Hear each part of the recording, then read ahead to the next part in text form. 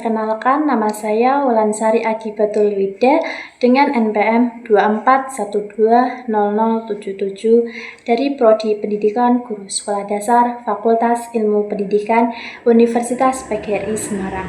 Di sini saya ingin menceritakan cerita rakyat yang berjudul Asal Mula Upacara Kasada. Dahulu, hiduplah satu keluarga yang tentram. Suami istri tersebut bernama Ki Segar dan Nyai Anteng. Mereka berdua bersuami istri hidup rukun, tidak pernah terlintas kemurungan maupun kesedihan dalam wajahnya. Sungguh mereka merasakan nikmat kebutuhan hidup mereka. Keadaan alam sekitar tempat tinggal suami istri tersebut sangatlah menyenangkan. Udara bersih, tanah subur, air sungai mengalir dengan bersihnya. Memang suasana alam pun ikut membantu kedamaian hidup suami istri. Hari-hari telah dilaluinya dengan cepat. Usia pun merambat dengan cepat. Kebahagiaan dan kedamaian telah dilaluinya. Barulah mereka bersentak dan sadar bahwa mereka pun merasakan kesepian tanpa kehadiran anak sampai usia senja. Keinginan mempunyai anak semakin besar. Mereka menempuh jalan dengan cara bersemedi agar mendapatkan anak. Setiap hari mereka berdoa di kaki Gunung Bromo karena doa dan tapa tiada henti setiap hari. Akhirnya mereka pun dikabulkan oleh Dewa Brahma. Pada saat bertapa, Nyai Anteng mendengarkan suara bahwa kelak ia akan melahirkan 25 orang anak, asal anak pertama harus dikorbankan. Saat itu, Nyai Anteng menyatakan kesediaannya. Yang penting segera dikarunia anak. Waktu berjalan terus, apa yang didengar waktu bersemedi menjadi kenyataan. Nyai Anteng hamil. Mereka berdua merasa senang dan bahagia. Karena anak yang didambakan akhirnya akan datang juga. Setelah genap bulannya, Nyai Anteng melahirkan seorang anak laki-laki. Anak tersebut diberi nama Kusuma. Bayi tersebut tumbuh dengan cepatnya, badannya sehat, dan lagi wajahnya tampan. Mereka memelihara anak dengan penuh kasih sayang. Anak Nyai Anteng pun genaplah berjumlah 25 orang anak. Mereka hidup dengan penuh kegembiraan dan ketentraman. Sampai-sampai Nyai Anteng dan Ki Segar lupa akan janjinya. Meski lama tenggang waktunya, namun janji tetaplah janji. Pada saatnya akan ditagih juga. Gunung Bromo mulai memberi tanda-tanda peringatan. Suara Gunung Bromo gemuruh, asap berkepul-kepul. Nyai Anteng dan Kiai Segar pun teringat akan janjinya. Perasaan sedih dan sesal meresahkan hati mereka. Bagaimana mungkin mereka akan tega melemparkan anak kesayangannya ke kawah Gunung Bromo? Mereka berdua berusaha menghilangkan perasaan sedih.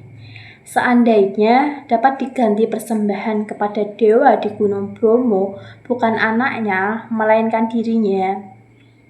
Hal itu tak mungkin terjadi.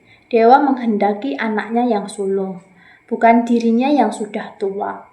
Dari hari ke hari, Nyai Anteng semakin menderita tekanan batin, karena harus menyerahkan anak sulung yang paling tampan dan paling disayang.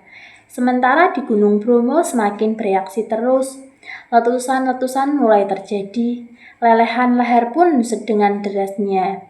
Saat itu pun Nyai Anteng bermimpi bahwa Dewa Brahma menagih janji bila tidak ditepati, ke-25 anaknya sekaligus akan diminta secara paksa. Selesai mendengarkan ucapan Dewa Brahma, terbangun Nyai Anteng dari tidurnya. Ia tidak dapat berbicara, ia hanya menangis terus. Teringat akan mimpinya. Kusuma anak sulung sudah menginjak dewasa. Ia melihat ibunya sedih terus setiap hari. Maka bertanyalah Kusuma kepada ibunya, "Mengapa ibu nampak sedih? Apakah boleh saya mengetahui sebab musababnya, Bu?" Jawab Nyai Anteng, "Anakku, Kusuma, ibumu harus mengorbankan engkau di kawah Gunung Bromo. Ibumu tidak sampai hati untuk melemparkan dirimu, nak. Apabila tidak, semua saudaramu dan engkau akan diambil secara paksa oleh Dewa Brahma." Mendengar kata-kata ibunya, Kusuma tertegun diam 1000 bahasa. Hatinya sedih, namun kemudian ia berkata, "Sudahlah, Bu, hilangkan perasaan hati ibu. Saya bersedia menjadi korban demi ayah, ibu, adik-adik, serta keselamatan orang-orang Tengger pada umumnya. Saya rela menjadi korban, Bu." Begitu terharu mendengar kata-kata anaknya hingga sang ayah dan ibunya jatuh pingsan. Pada hari yang telah ditentukan, dibawalah Kusuma ke kawah Gunung Bromo. Ia diserahkan sebagai korban.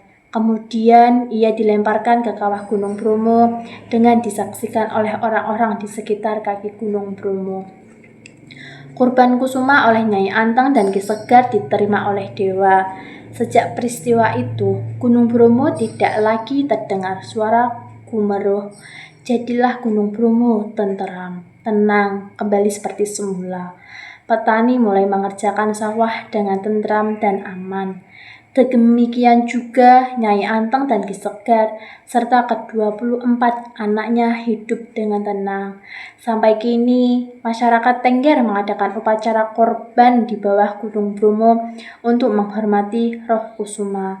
Namun yang dijadikan korban bukan lagi manusia, melainkan berupa sesaji kepala kerbau dan hasil panen lainnya.